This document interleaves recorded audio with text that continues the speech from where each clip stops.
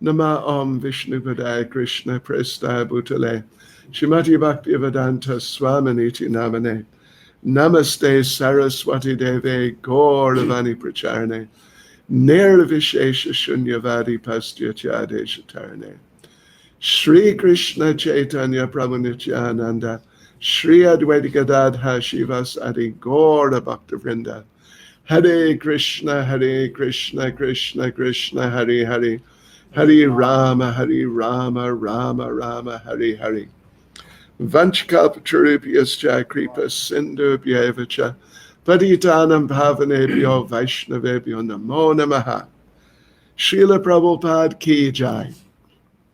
Yes, well, we have got up to Mantra 12. This is our last week now. 5 this evening and 4 more evenings, finishing Friday night. So we've got to get through from Mantra 12 all the way to Mantra 18. Therefore, we have to move along a little bit. This evening, we'll try and do Mantras 12 and maybe not all of 13, but at least half of 13. So yes, let's begin. Let's get into it. So Mantra 12.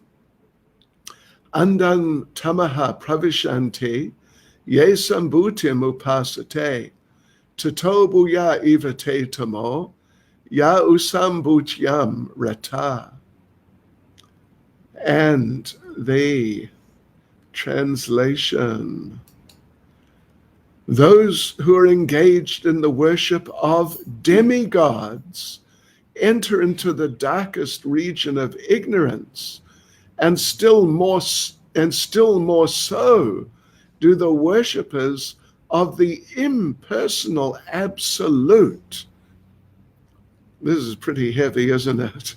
Pretty strong. Yeah.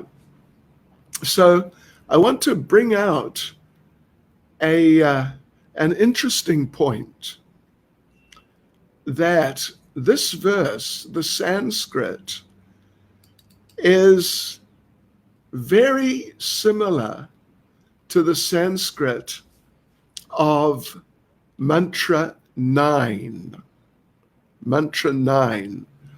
Have a quick look and you'll see that there are 2 words different. Otherwise, they're actually the same. They're actually the same. Yeah. So in the second line of Sanskrit, in this Mantra 12, it says, Ye sambhutim upasate. And that, it's actually asambhutim, yeah, is the word. It translates as demigods. Yea, those who, asambhutim, demigods, upasate, worship, those who worship the demigods. In Mantra 9, it's yea, avidyam upasate, those who worship avidya, nescience.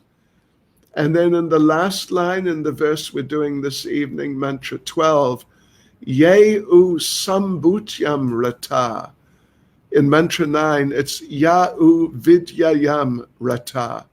Otherwise, the verses are identical. So, Mantra 9 translated, those who engage in the culture of nescient activities shall enter into the darkest region of ignorance.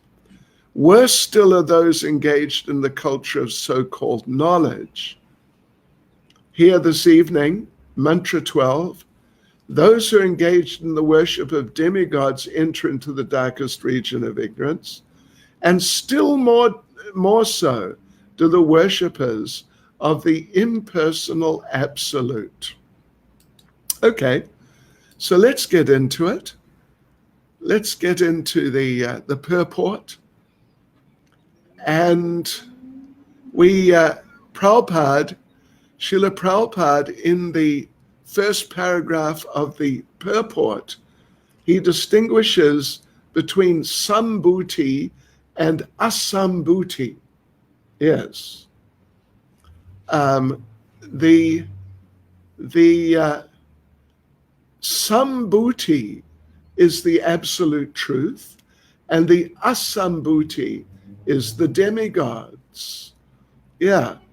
So Prabhupada explains in the purport that asambhuti refers to people who have no independent existence. This is at least the demigods. Of course, it's more than the demigods too. But it's not Krishna. Krishna has independent existence, but the demigods do not have. Yeah, so they are the asambhuti, the asambhuti. They have no independent existence. Then sambhuti, of course, is the Supreme Personality of Godhead, who's absolutely independent of everything and everyone. You know, there's the 6 qualities of Bhagavan, 6 opulences, and one of them is renunciation. That means that Krishna, Bhagavan, he's not attached to anything.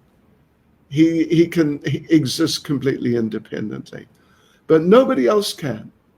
Nobody else can. And in the purport here, Srila Prabhupada explains that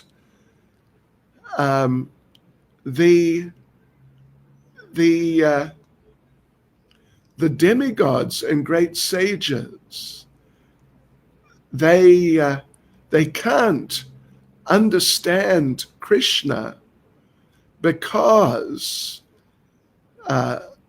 they're not independent. Even though they have great powers, these powers are limited, and therefore it's difficult for them to understand Krishna.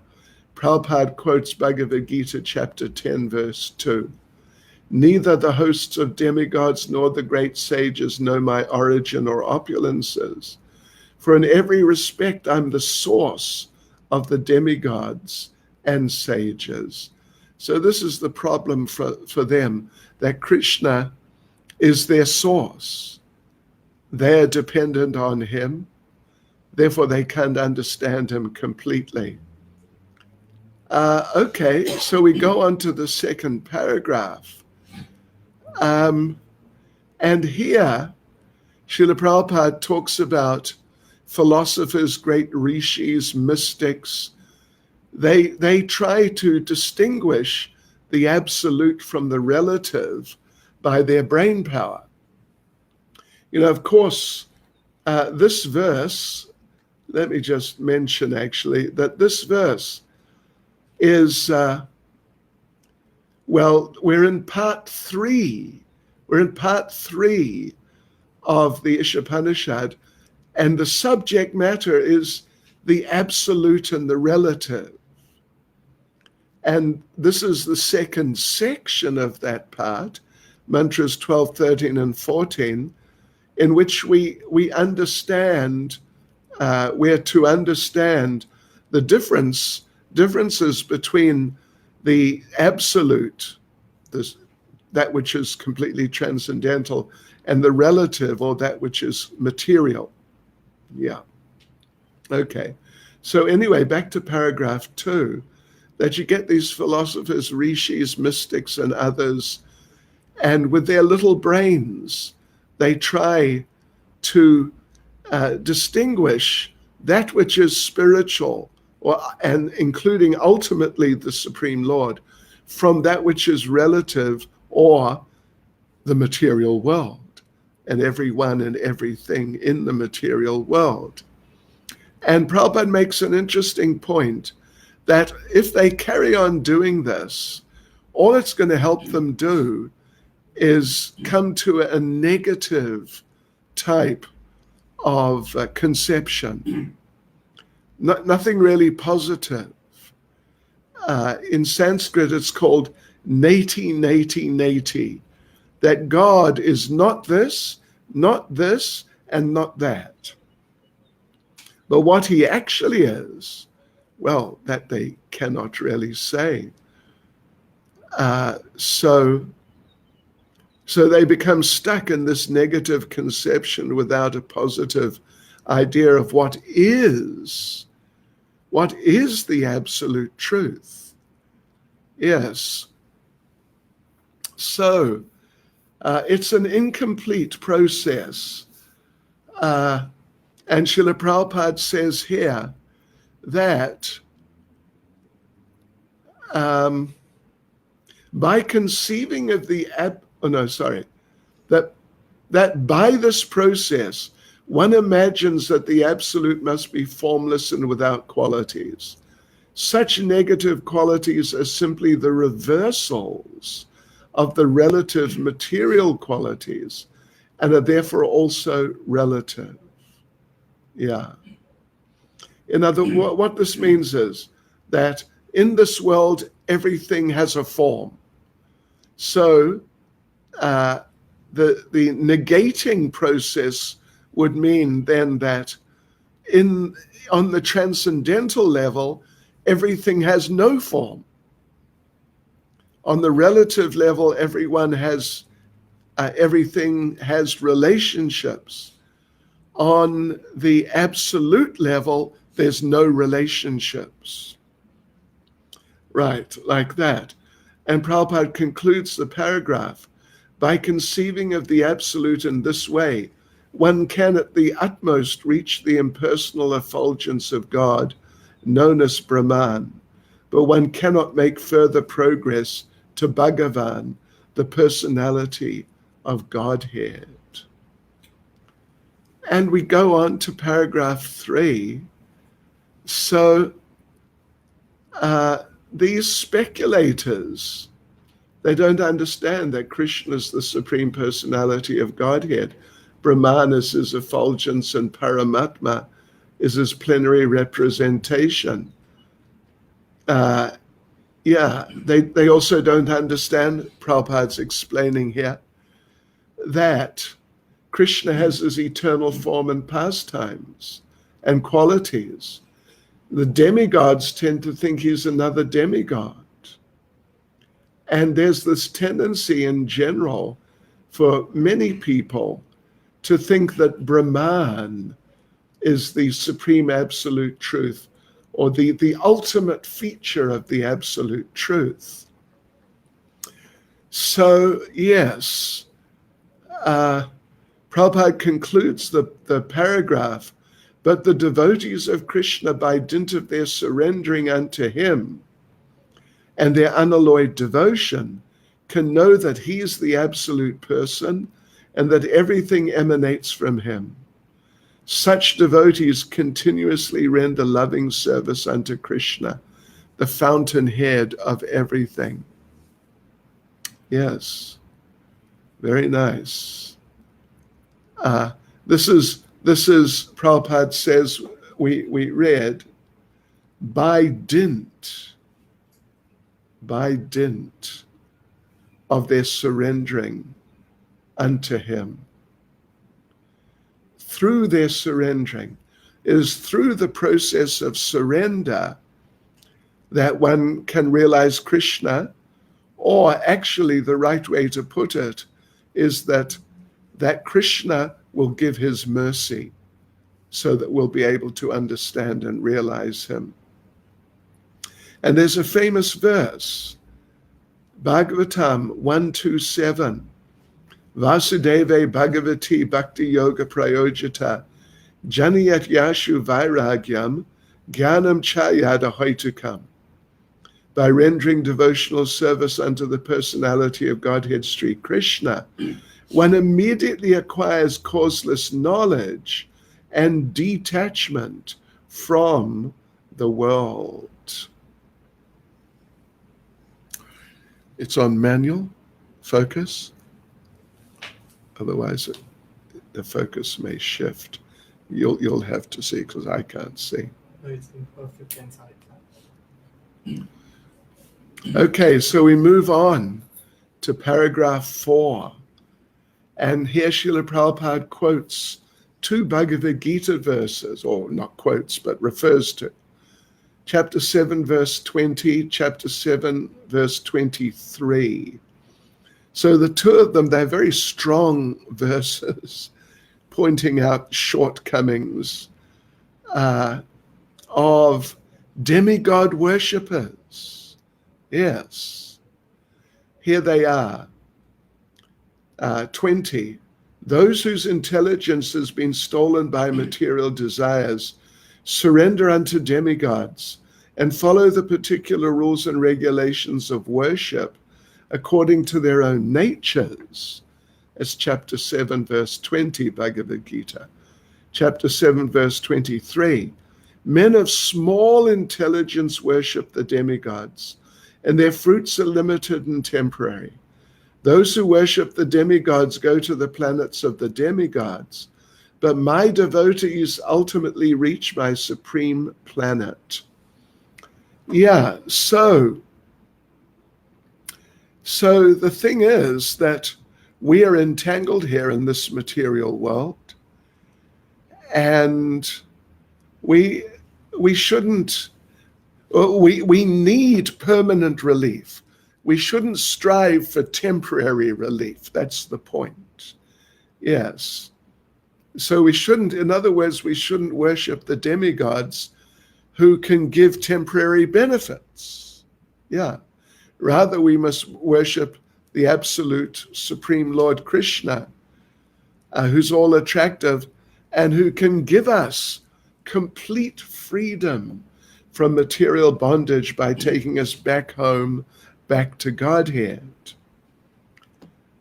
And Srila Prabhupada, okay. Well, we have a special question here for those of you who are doing Bhakti Shastri. It's based on this verse 12. And there's an excerpt here from Chaitanya Charitamrita Madhya Lila, chapter 24, verse 330, purport. And there it said, demigod worship is meant for unintelligent men, because the benefits derived from demigod worship are all material, temporary, and retractable. They can be withdrawn. Yes. So here's the question that, in this purport, Madhya Lila chapter 24, verse 330, we hope you noted that, that in this purport, that there was something stated regarding the worship of demigods. The demigod worship is meant for unintelligent men because the benefits from demigod worship are all what? 3 things. There are 3 things: material, temporary, and retractable.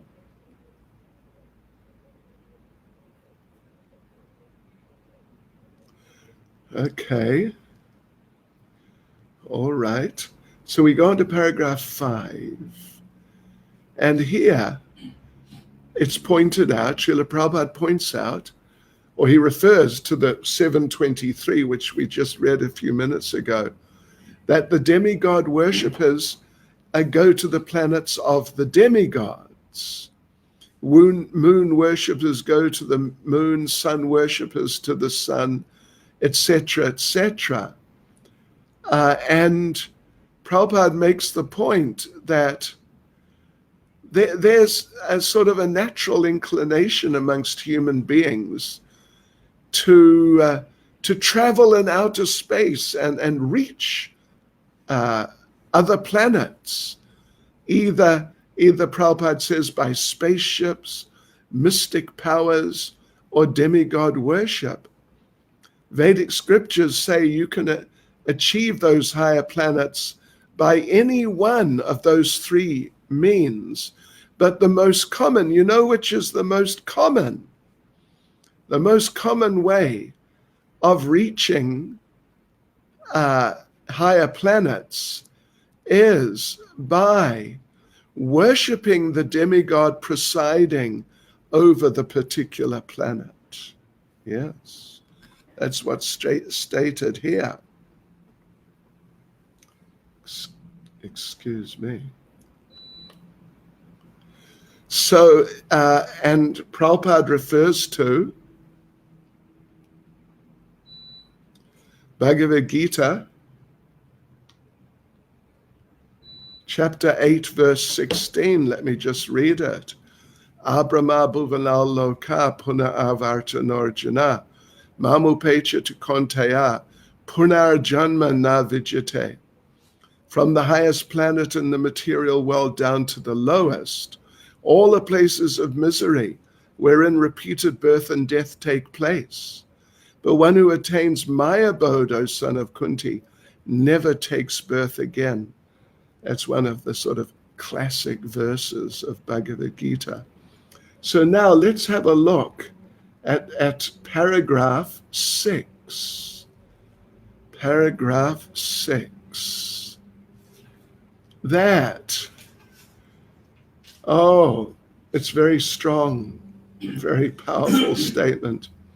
Those who worship demigods and go to their planets remain in ignorance.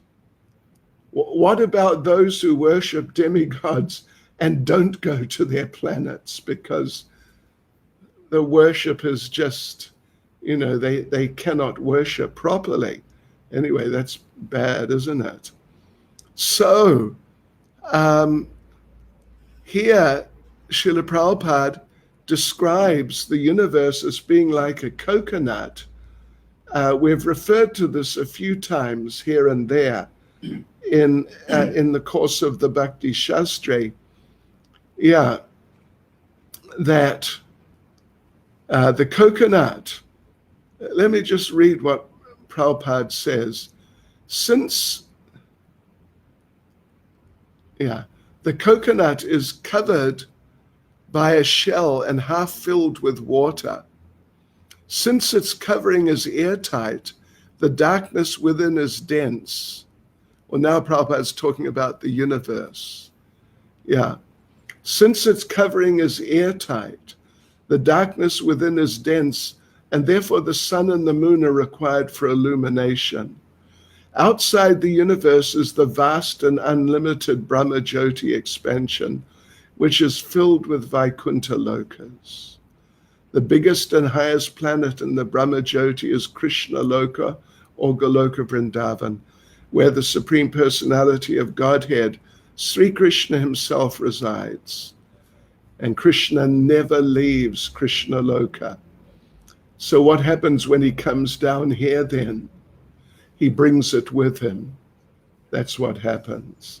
So it's consistent. He never leaves Krishna Loka.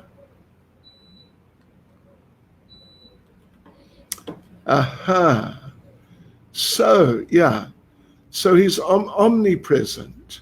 And this is fitting in with what we read in Mantra 4, that he's situated in one place, but he's everywhere. This is Krishna. So now we move on to Mantra 7, or paragraph 7, excuse me. So this is interesting and important. The problems of life cannot be solved simply by going to the moon or some other planet, whatever. Yeah, above or below this planet. Yeah. And therefore, the Isopanisad advises us, just don't bother with that. Don't try to physically move, but try to spiritually move. Prepare yourself so you can go back to Godhead, back to Goloka Vrindavan, or at least back to the Vaikuntha planets. So, Yeah. There are many pseudo worshippers who become religionists just for name and fame. They don't want to get out of this world. They just want to live more comfortably in this world. This is so common amongst people who are practicing practically any religion. It's so common. They want to maintain their material status quo or improve it by using religion. So then Prabhupada makes an interesting and important point. The atheists and impersonalists lead such foolish pseudo-religionists into the darkest regions by preaching atheism. Yeah. Atheists say there's no God. Impersonalists support the atheists by stressing the impersonal aspect of the Supreme Lord. Yeah. But then Prabhupada counters these ideas.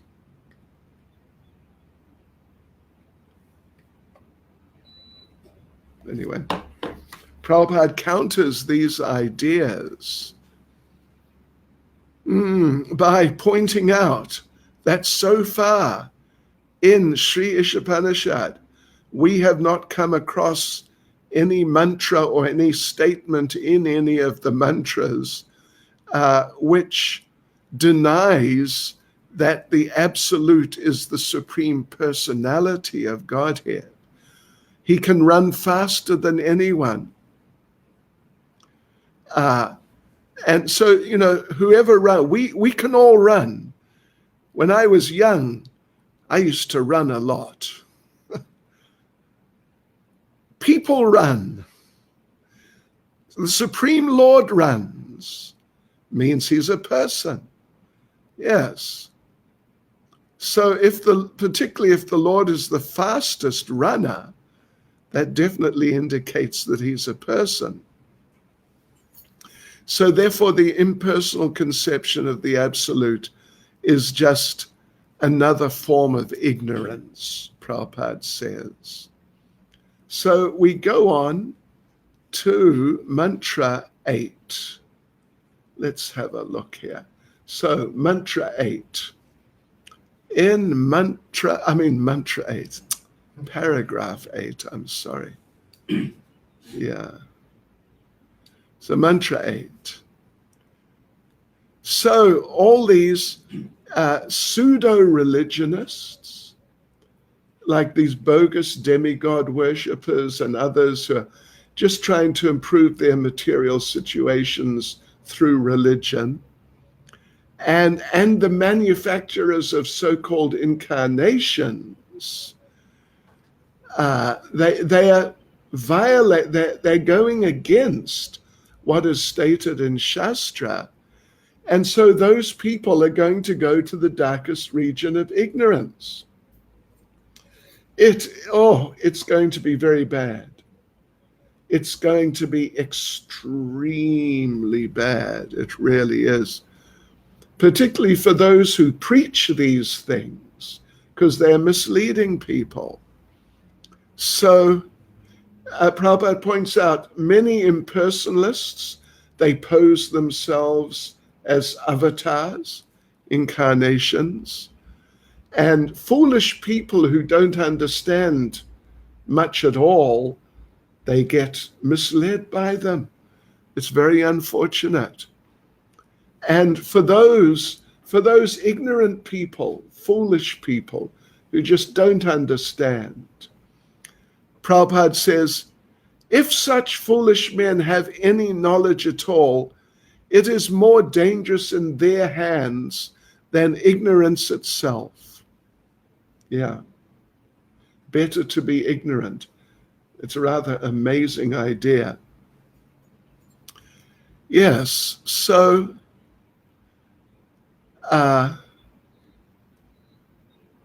if they don't even worship demigods properly, Even people who do worship demigods properly only get temporary results.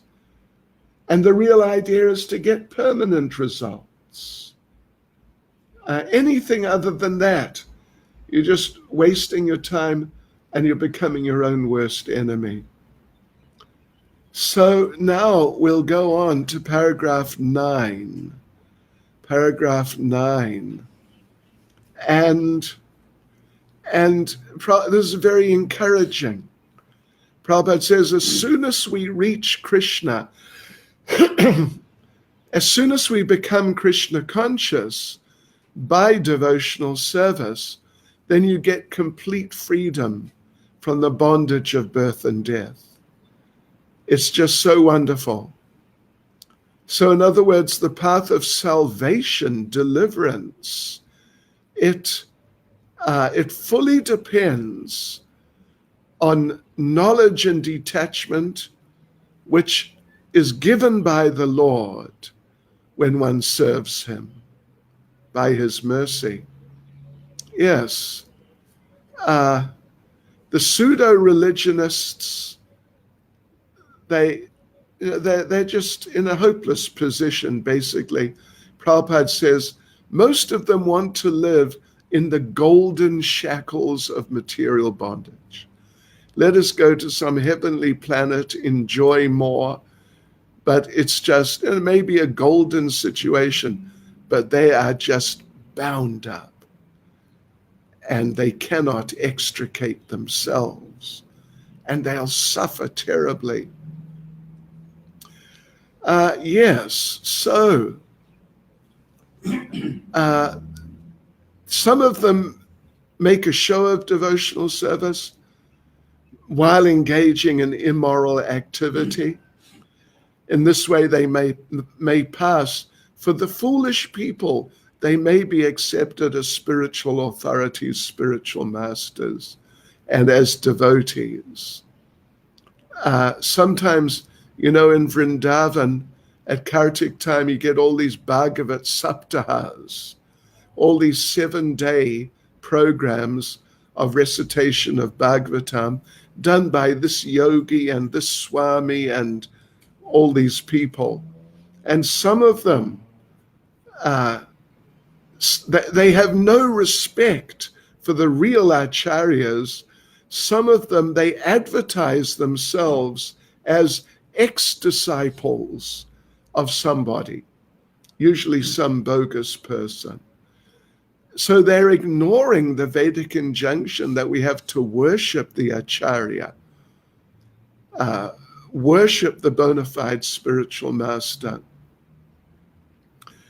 So, they like to say they have become acharyas, but they don't even follow the principles of the acharyas. So we come to paragraph 10, and Prabhupada makes such a strong statement. It's really strong. These rogues are actually the most dangerous elements in all society. What do you think of that? They're worse than, revolutionaries. They're just the worst of all types of people. And Prabhupada makes the point, because there's no religious government, because the government really has no idea of what is truth and what is fiction in spiritual terms. Therefore, these misleaders, these rogues who are misleading the foolish people, they escape punishment. Actually, they should be locked up for misleading the people, for fraud. Really, they should be locked up. And but even though they won't get locked up generally while they're living, after they die, then Yamaraj and the laws of this material world will catch them. And Prabhupada refers to Bhagavad Gita chapter 16, verses 19 to 20. This is what's going to happen to these people. Listen to this. Those who are envious and mischievous, who are the lowest among men, I perpetually cast into the ocean of material existence, into various demoniac species of life, attaining repeated birth amongst the species of demoniac life, O son of Kunti. Such persons can never approach me. Gradually, they sink down to the most abominable type of existence. And Srila Prabhupada concludes the purport, the paragraph and the purport. Prabhupada concludes it. Sri Isopanisad confirms that these pseudo-religionists are heading towards the most obnoxious place in the universe after the completion of their spiritual master business, which they conduct simply for sense gratification.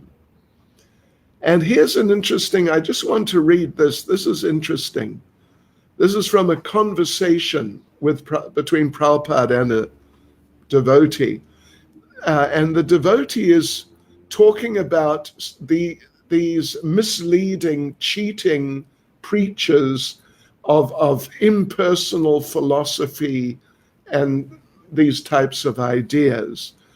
And the devotee says, then why is it seen that they are making spiritual advancement? And Prabhupada says, no, they don't make any spiritual advancement. They come down. Don't you see this impersonalist, Vivekananda? He took sannyas, but he came back to hospital making.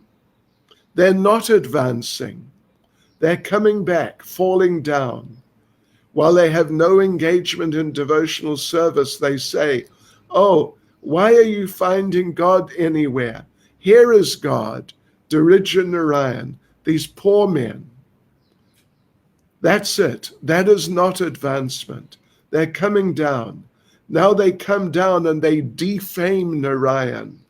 That Narayan has become Daridra, means poor. They're saying that Narayan is Daridra, poor.